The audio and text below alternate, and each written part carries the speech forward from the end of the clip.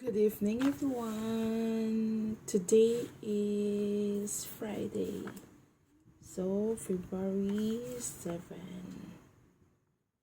So, chapter 5 yapon ta, verse 6 to 10.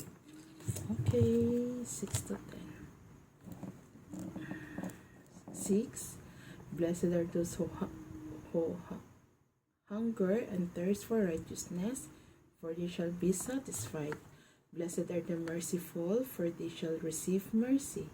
Blessed are the pure in heart, for they shall see God.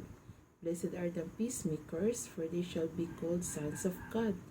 Blessed are those who are persecuted for righteousness' sake, for there is the kingdom of heaven. So, good evening, God bless, and good night, everyone.